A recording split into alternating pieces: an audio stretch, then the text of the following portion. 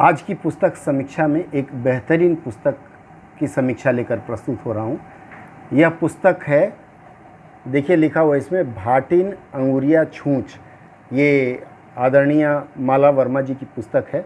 और इस पुस्तक को जब मैंने देखा तो पहली बार बड़ी विचित्र बात लगी कि पुस्तक का शीर्षक कुछ ऐसा क्यों, भोजपुरी माटी से मिलता जुलता। बाद में जब इस पुस्तक को मैंने पढ़ना शुरू किया, इसके पन्नों में मैं गया तो मैंने देखा कि यह जीवन के रोज़ की घटनाओं से निकला हुआ हास्य, निकला हुआ सौंदर्य या ऐसी ही अच्छी बातों का संकलन कर यह कहानी लिखी गई है।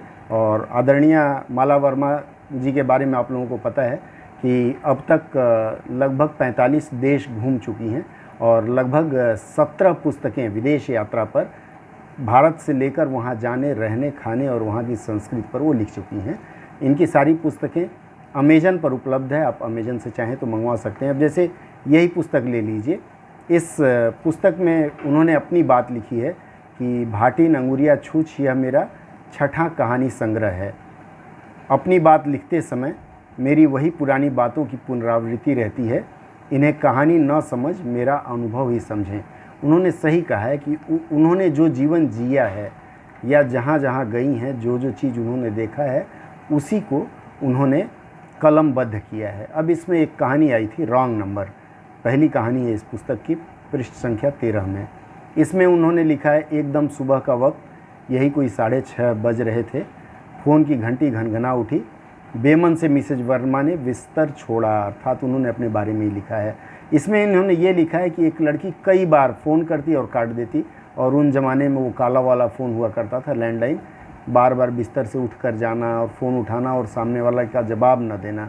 यह सब सुनकर बहुत क्रोध भी आता। फिर क्रोध दबा के उन्होंने सोचा चलो कोई बेचारी दुखियारी होगी, और इस तरह से अंत में उन्होंने पूछ लिया कि कौन बोल रही हो।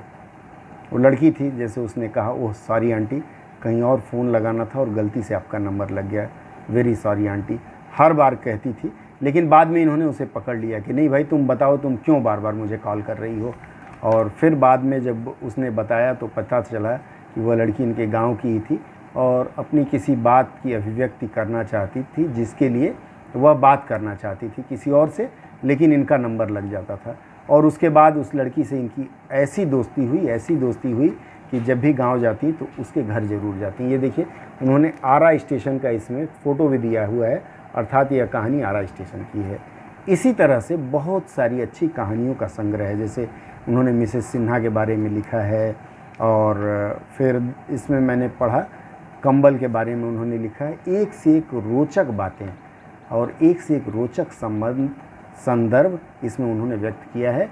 ये आज के समय में जब लोग हताशा में जी रहे हैं, जीवन मरण, दिन रात अखबारों में तमाम जगह कोरोना और तमाम नकारात्मक बातें हो रही, इस समय सकारात्मक सोच के साथ नकारात्मक सोच को सकारात्मक सोच में बदलते हुए उनकी जो अभिव्यक्ति रही है, उनकी जो क्रियाकलाप रहे हैं, उसको लेकर उन्होंने प्रस्तुत किया है यह पुस्तक, भाटिन अंगुरिया छूछ, भोजपुरी माटी से मिला हुआ और उससे हिंदी में आया हुआ संदर्भ।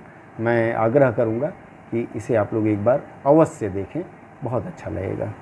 अगर सब्सक्राइब ना किया हो तो वो भी कर लें। अगले सत्र में हम फिर मिलेंगे, तब तक के लिए जुड़े रहिए हमारे साथ।